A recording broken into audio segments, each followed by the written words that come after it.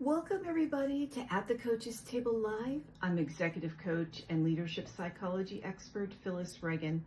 I'm a former studio exec turned high impact coach. My clients are professional leaders in the entertainment, media, sports, and creative industries. And they come to me for coaching around mindset and how to make their leadership more effective in these high pressure environments. Today is Saturday and I'm talking about your wellness. I go live 3 times a week.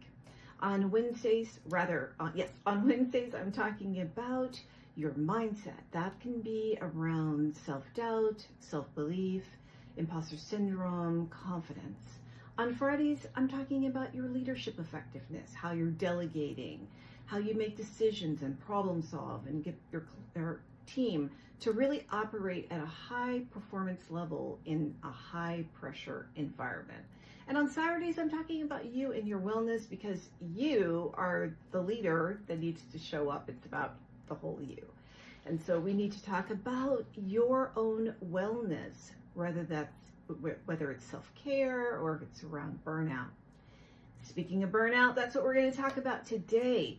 So I have clients that come to coaching and they're not recognizing early signs of burnout. So we're going to talk about these hidden symptoms of burnout that help you start noticing it before it escalates to being a real challenge for you.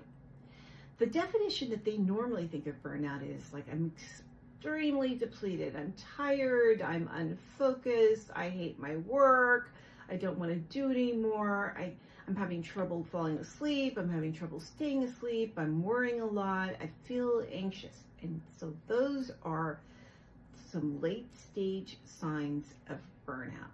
We're going to talk about the early ones that you may not be recognizing in yourself. One of the ones that I think are really interesting that my clients don't attribute to burnout is what's called rust out. Rust out's when you start feeling boredom and disengagement from the work. And you kind of wonder why. Like, the things that used to light me up, the reason why I do the work I do, I really believe in it. And I believe maybe in the why of what my work is about or the why of my company. But now when I do the work, I just feel, disengaged. It's not interesting. I feel bored by it. So recently I had a client come to coaching with this exact issue. She was so curious, like why when she tried to focus in on work, she just felt this real numbness, this real boredom with it. And she noticed she's really distracted by things that normally didn't get her attention. So now she gets up a lot from her work, and maybe when she's working from home, she's doing things like laundry and the dishes, or she's turning on something to watch on, her streaming service. When she's at work, she has to get up and talk to people, maybe go get something out of the kitchen.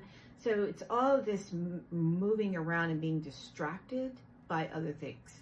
And it's because she believes she's bored. But when you dig deeper into that, the boredom that was happening from her was really due to a cognitive overload. She was not resting and recharging in her life. So when it was time to focus in on the work, her brain was saying, red light, red light, red light. We don't have any energy for this. This is not helping us. We can't focus in on the things that are important. Go do something else. And the something else are these small dopamine hits that helps you feel like, okay, I'm really connected to these things. This is what excites me. But really it's just your brain giving you these short dopamine spikes that makes you feel more alive in those actions and those tasks, rather than expending more energy for you to focus on the things that you need to focus on. That can also show up in procrastination, by the way. So procrastination can be, I can't really lock in on the things that I need to, and that is really also because your brain is conserving energy, right? Because it really doesn't have that much to give to you. So you want to take notice of when you're feeling rust out, because it's a really strong indicator that you are heading into burnout or in it, and you don't want to move into the late stages of it. Does that sound like you?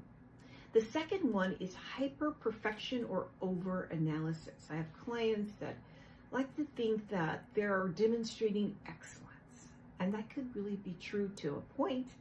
If you find that you're stuck in these perfection loops, like you can't let go of the work because you keep rewriting it. You keep thinking about it.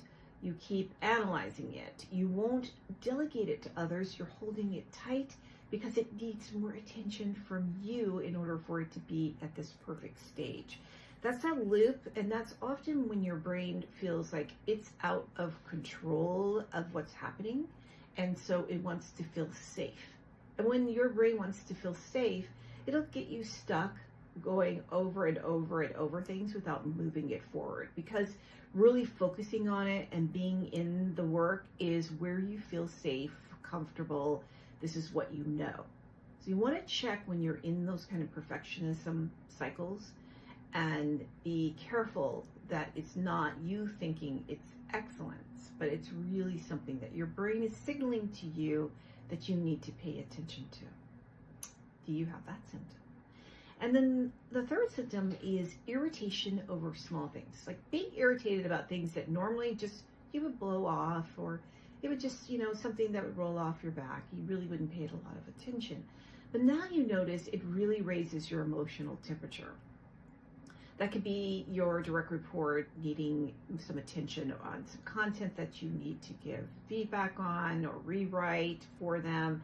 And normally it would be a coaching and development opportunity, but instead you now find yourself like internally irritated that you have to do it. And you might even be showing it to others, right? It's your tone or your body language, or even maybe the words that you choose that now show your irritation. You could be showing irritation when you get home from work with your children or your partner. So things that normally you would just, you feel pretty calm and chill about it, or just ignore it for the most part, or give, feedback, but in a gentle, calm way. You're noticing that you raise your voice, you're irritated, you don't have time really for others the way that you did. And my clients come to me with irritation, and it's really bothersome to them. This is not how they want to come across as a leader. This is not how they want to come across to the people in their personal lives. So they really want to make sure that they figure this out. When you pull back irritation, it can be connected to burnout. It is really you just not having enough cognitive, emotional attention. You're overloaded, and so you're not recharging and refreshing and resetting yourself. You can help yourself really quickly with this, by the way, if you're feeling it, and it's really getting some calm micro moments.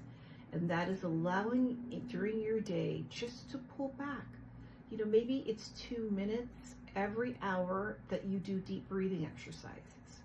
Or you make sure that 3 times a day you push away from your work and you go for a 5 to 10 minute walk. You could get up and just stretch your body a couple of times a day. It can be as simple as that really lets you just center more into yourself, recharge yourself, refresh your brain so that you're not so easily irritated by things that normally wouldn't even, be bothersome to you. And another symptom, and the final one that I'm going to talk about today, because believe it or not, there are a lot more. So I'm going to return to this topic a little later on in my live series. But it's decision fatigue. And that's when you start noticing that your decisions are slower. They're not happening at all, maybe. Maybe they're the wrong decisions. And you're concerned about it. And you're saying things more often like, I'll think about it. I'll get back to you. I'm not sure about that decision, and you feel overwhelmed now by the fact that you have to make these decisions. That's decision fatigue. It's an early sign of burnout. It often is your brain again is in cognitive overload. It's not resetting and recharging. You are not refreshed enough really to start making those kinds of decisions that used to come to you maybe more easily. So that's a huge red flag that you might be in burnout. All right, if you do have all of these symptoms, what next? What do you do? Here's what I tell my clients to do. It's the 3 N's. It's name it, it's notice it, and nourish it. So name it is you name it.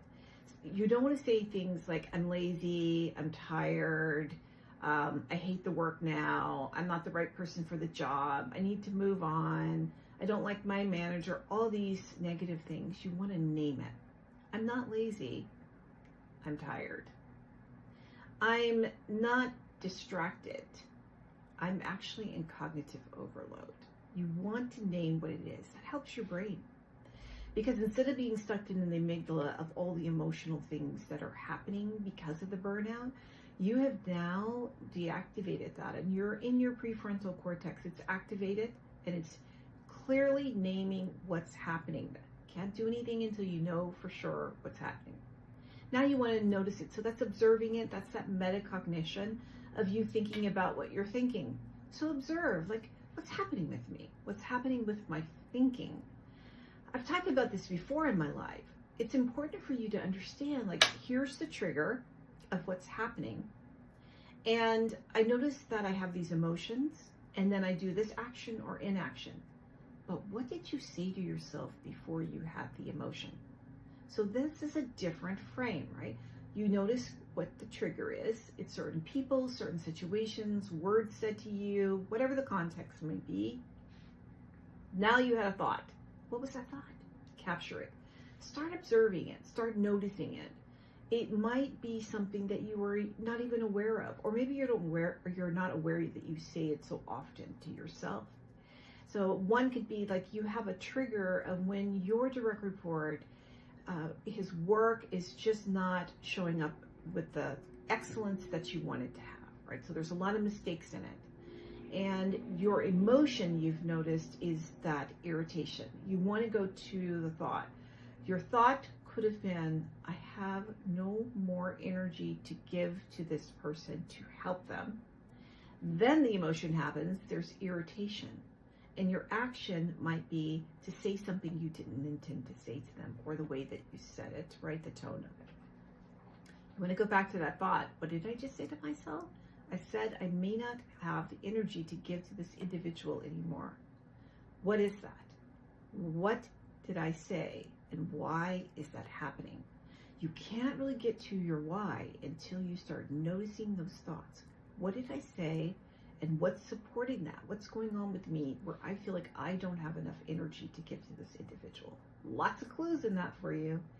And then the last one is to nourish it. So once you get to, oh, I said that, and this is probably what's happening to me. I am really not able to give my direct report this kind of attention over something small, which is raising my irritation, because I really feel like I can't think any more than I am right now doing, right? So you might be in cognitive overload. What do you do at this point? So I have my clients, they go from naming it, noticing it, nourishing it, and then I have them work on the 3 R's of nourishment. So the first one is recharge. That's moving your body, getting enough sleep. That can be, maybe you go for a nice walk, you meditate, do some yoga, stretch, breathing exercises, anything that's really going to get you recharging your physical self. The third R is rewire. That's you stepping away from the work, from the situation, from the conversation. And you can also rewire your brain by connecting to things that make you feel creative, that interest you, that connect to you, that really raise your interest in what you're doing. This is about you activating other areas of your brain while you are actually recharging. You're going to start rewiring to things that excite you and interest you. We want you, again, to feel the pulse of what excites you, what lights you up, so you can access your brain better. And then the third R is, and I have to reconnect. Reconnecting to you, to what matters to you. So that could be talking to people that you find interesting. It could be connecting to your mentor so you could talk about ideas and topics of interest to you for your career growth. It can be reconnecting to your values, about what's important to you, about your why. You might notice that you're not as connected to them, or knowing what your values are. I talked about that in my last live, the importance of knowing what your values are. So here's what you're going to do. You're going to do the 3 N's, Name it, notice it, and nourish it. And when you get to nourishment, you're going to do the 3 Ys. Recharge, rewire, and reconnect. One or maybe all of them are going to be important to the type of burnout symptoms that you're experiencing. All right, I'd like to know what you connected with. If you need help or you want more clarity around your burnout, feel free to go to my website, Phyllis Reagin, REAGIN.com. And you can reach out to me. There's a way to connect. I'd love to help you if coaching is something that's of interest to you. Or just follow me on LinkedIn, Instagram, Facebook, on my YouTube channel, Leadership Unscripted. And I do these lives, and I also have other ways to help you through videos and articles. But thanks for being here, and I hope you have a great rest of your Saturday.